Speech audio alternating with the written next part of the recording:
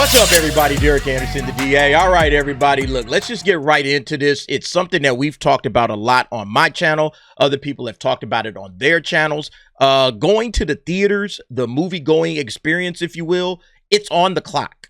It's on the clock. And now the clock, it looks like it's been set by these exhibition executives, all right? The theater owners and those that are executives in the theater business. They're saying that right now, traditional movie going has less than 20 years as a viable business model. That's it. That's all. All right. 20 years left. And they think that this business model is dead, which means that those executives, they won't be working there. They're saying, look, we're going to move on to something else where the money is at. The theater owners probably are just going to sell and move on.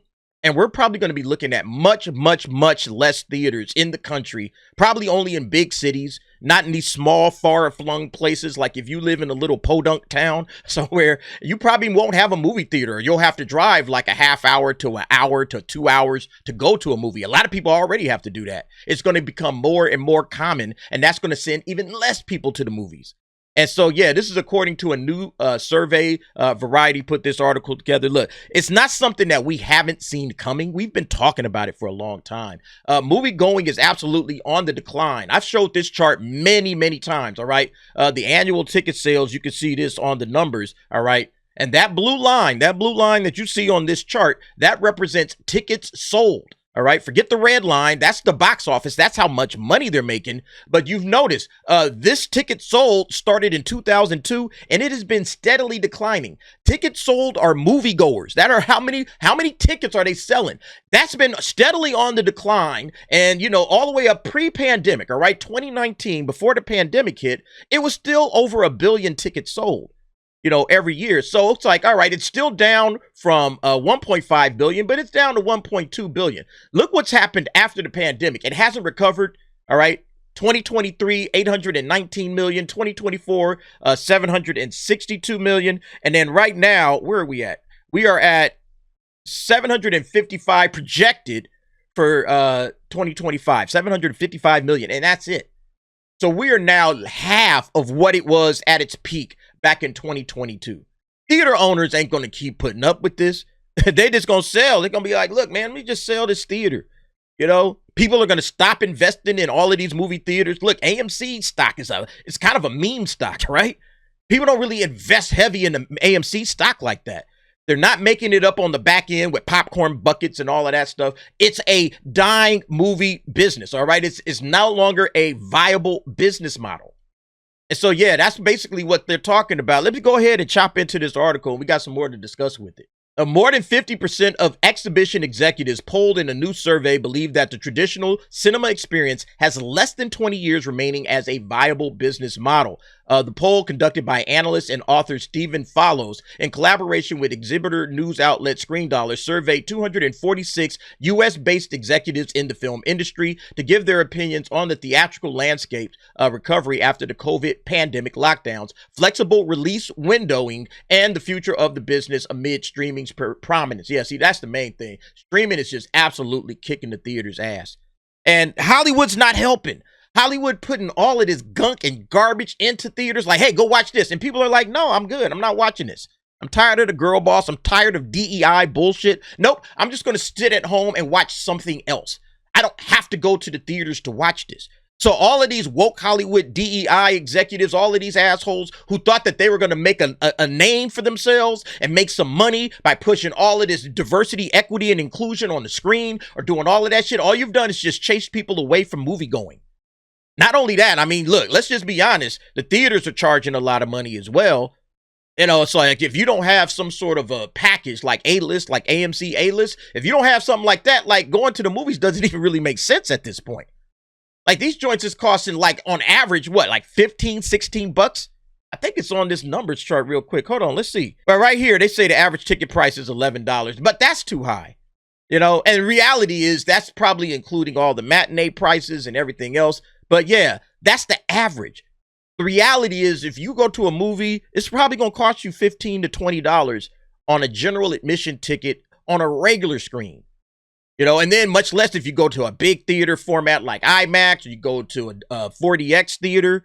You go to Dolby Prime, you're going to be paying out the ass, man. So yeah, this is just, again, it's not a viable business model, especially in the light of streaming and how they were talking about these release windows. When asked how long traditional moviegoing could remain a viable business model, roughly 55% of exhibition executives stated they believed it had less than 20 years, giving other available answers such as less than 5 years, 5 to 10 years, or 10 to 20 years. That's crazy. So they're saying in a couple of decades, it's a wrap. It's a wrap because look, and I've said this as well, they are not bringing in new audiences to become movie goers. Okay. I've covered this many a time talking about half of Generation Z globally are anime fans. You don't go to movie theaters to watch anime. So where are they watching it? If they're all anime fans, where are they watching it? Well, they're watching it on Crunchyroll. You know, they're watching it on High Dive. They're watching it on various places. They're going, you know, sometimes they straw hat Luffy it. Okay. But they're not going to the movies, and they're also watching YouTube and TikTok, and that's what this generation, Gen Z, cares about. So they're not building in habits of going to the movies every week or looking for movies every week. They'll go for the big deal, all right? Oh, Superman's coming out. Oh, Jurassic World, Fantastic Four. But just your garden variety film, they're not checking for it. They've lost this entire generation, and they're about to lose Gen Alpha. Now, I've been saying this for a while now. You got to stop the remakes, the reboots, the sequels, the prequels, and the spinoffs because you're not making new content, new things that this generation can rock with. You're not making anything for them. You're making things for my generation, Gen X and millennials. They're still getting what they want, but Gen Z is like, hey, ain't nothing in the theaters for me. I don't care about any of this stuff. They're not going to the theaters. They're checking out. They go for something big, but that's it. And that's kind of what these guys are basically saying at some point. Yeah, it's just going to end up becoming IMAX and 4DX theaters. Those are separate experiences from traditional ones. So he says, yeah, like eventually large premium auditoriums, that's all theaters are going to be. We'll go see an Avatar, you know, with the, 3D glasses on, and we'll have that experience, but it's not about, just going to watch a random average little movie. Nobody's doing that anymore. Everything is going to streaming. Like, they're going to streaming so fast. Yeah, they mention it here. Among other findings in the poll, nearly 90% of U.S. exhibition executives stated that their revenue has not recovered pre-COVID levels. An overwhelming majority of them, 81%, want an exclusive theatrical window on new releases lasting at least 6 weeks. You need to make it 90 days. Y'all need to say 90 days. What is this 6 week stuff? It's like they don't even want the damn thing to go 90 days, and it should be longer, but 90 days is the starting point. It's not 6 weeks. 6 weeks is nothing. I can wait 6 weeks for some shit to hit. I can absolutely wait that long. Y'all are thinking about how much money you're going to make. You're not thinking that your consumer going to say, should I wait 6 weeks or should I go see it now? I think I'm going to wait 6 weeks. I think I can wait 6 weeks. Now, when you start talking about 3 months, it's like, shit, man, 3 months? Do I want to wait 3 months to see this Marvel movie or something else that's coming out that I'm interested in? Nah, I think I'm going to go and see the movie right now. I'm going to go into the theater right now and check it out. And they're not understanding that. These executives, man, y'all need to wake the hell up. 77 believe that day and date streaming releases have a negative impact on the theatrical model. Yeah, again, anything that's not longer than 90 days is a problem. 90 days should be the bare minimum for all release windows if you hope to keep your business in check. But if Hollywood really wants to keep things moving, they got to talk to Gen Z. Gen Z right now is done, okay? They have to tap in. They got to make these people care about going to movies. They got to make people care about Hollywood, period. Hollywood is losing this generation, and like this headline on the LA Times says, they're not alarmed enough about it. Gen Z doesn't care. They're not going to Hollywood to get their entertainments. They're talking to these guys, all right? Social creators are beating Hollywood for Gen Z's attention, all right? We talked about this on the nightcap.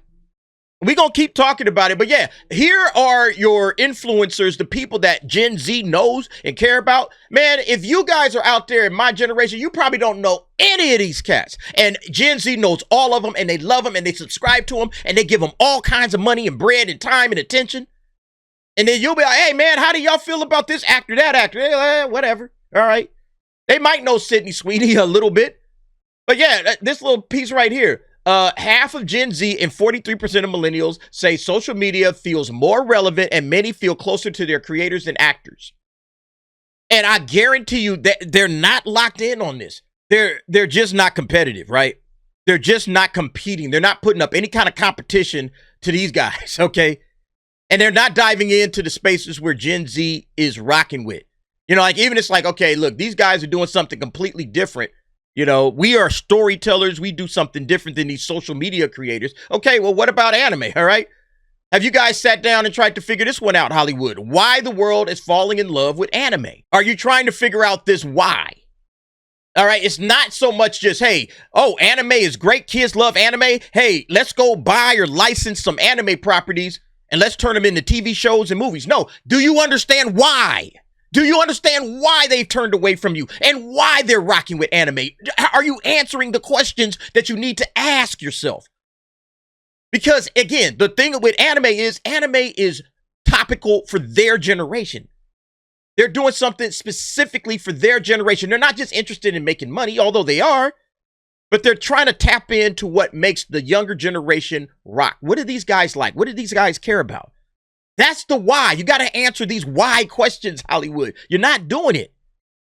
And then you're sitting there scratching your heads. Gee, I wonder why we bought this anime, TV show or anime movie or this manga thing or whatever. And how come this isn't working? How come only One Piece worked? Well, One Piece kept Eiichiro Oda on board, and Eiichiro Oda shepherded that whole first season.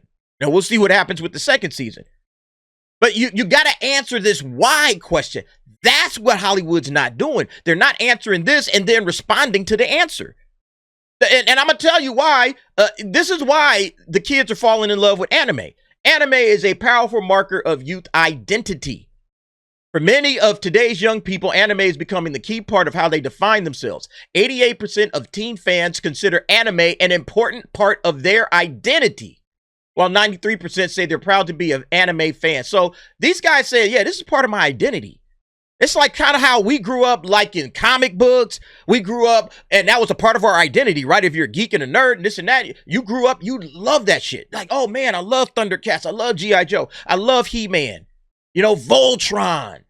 All of the stuff we watched as kids. Ghostbusters.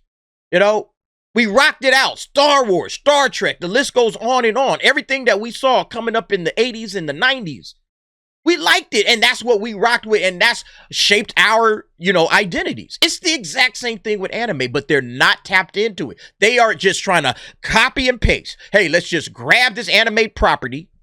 Let's copy it. Let's do a live action version of it. Let's cross our fingers and hope it works.